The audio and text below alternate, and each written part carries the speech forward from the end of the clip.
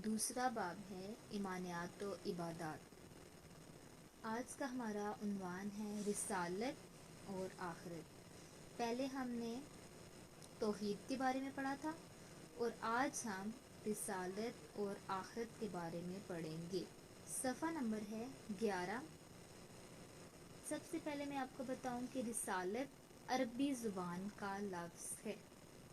رسالت عربی زبان کا لفظ ہے اور رسالت سے مراد رسالت کا مطلب پیغام ہے، اور اللہ تعالیٰ نے اپنے انسانوں تک جو پیغام پہنچایا، جن کے ذریعے یہ پیغام پہنچایا گیا، انہیں رسول کہتے ہیں۔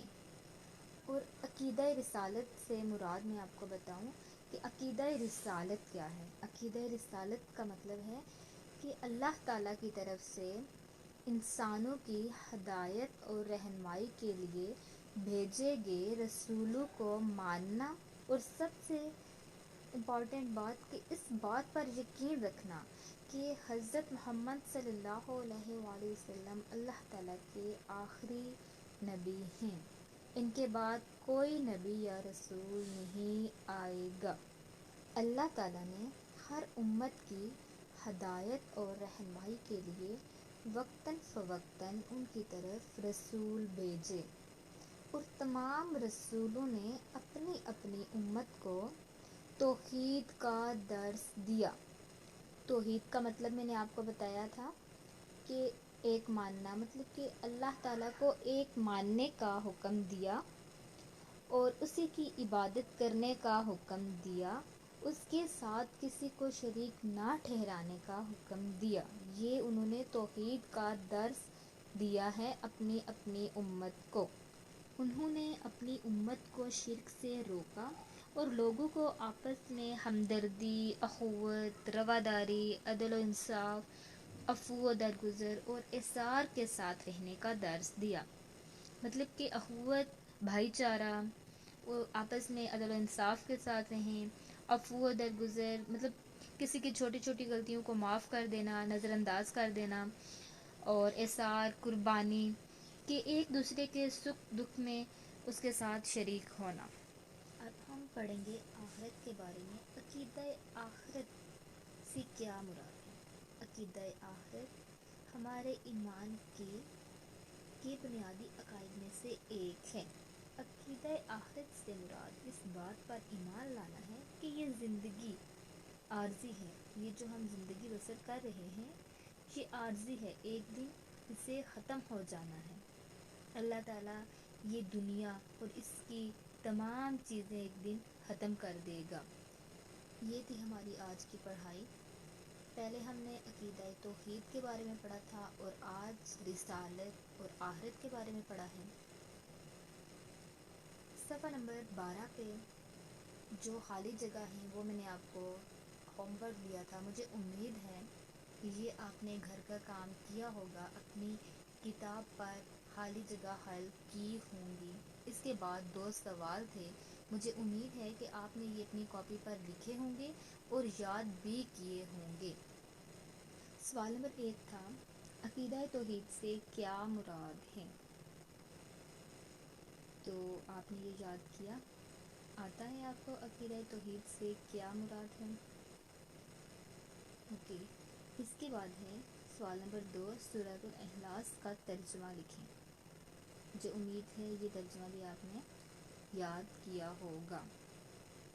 اب ہمارا سوال نمبر 3 ہے، عقیدہ رسالت سے کیا مراد ہے؟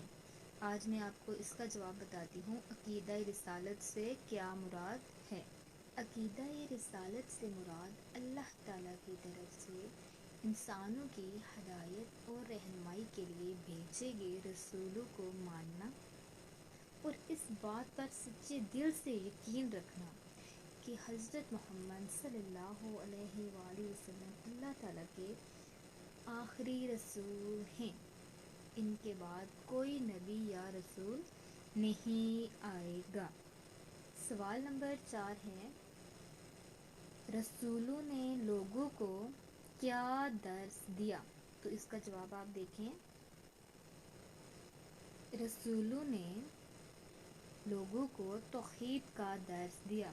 जो अल्लाह ताला ने हर उम्मत की तरफ रसूल भेजे थे, उन रसूलों ने अपनी अपनी उम्मत को किसका दर्स दिया? तौहीद का दर्स दिया। मैंने आपको बताया था तौहीद क्या है। तौहीद का मतलब है एक मानना, मतलब कि अल्लाह ताला को एक मानना, सिर्फ उसी की इबादत करना, उसके साथ किसी को शरीक नहीं ठहराना। इसके बाद हमारा पांचवा और आज का आखिरी सवाल है, अकीदा-ए आखिरत से क्या मुराद है? तो अकीदा-ए आखिरत से मुराद इस बात पर ईमान लाना कि ये जो ज़िंदगी है, जो हम ज़िंदगी बसर कर रहे हैं, ये आर्जी है। एक दिन ये दुनिया और इसकी ये तमाम चीज़ें फना हो जाएंगी, ख़त्म हो जाएंगी। अल्लाह ताला इन चीज़ों को ख़त्म कर देगा।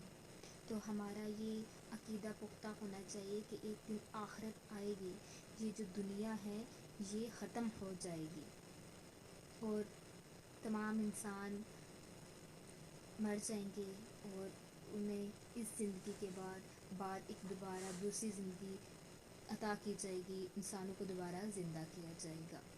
ये था हमारा आज का सबक। ये हमारा सबक हुआ मुकम्मल। इसमें हमने पढ़ा है तौहीद, रिसालत और आखिरत। जो आज हमने पढ़ा है वो है सफ़ा नंबर 11।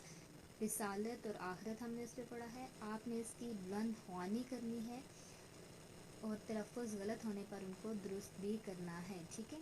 और इसके बाद सफ़ा नंबर 12 पे जो मैंने आपको पहले का काम दिया था वो था खाली जगह और 2 सवाल। आज का हमारा जो काम है वो 3 सवाल हैं। ये सवालात आपने अपनी कॉपी पर अच्छे से लिखने और याद करने हैं। मुझे उम्मीद है कि आप मेरी बात पर अमल करेंगे। शुक्रिया।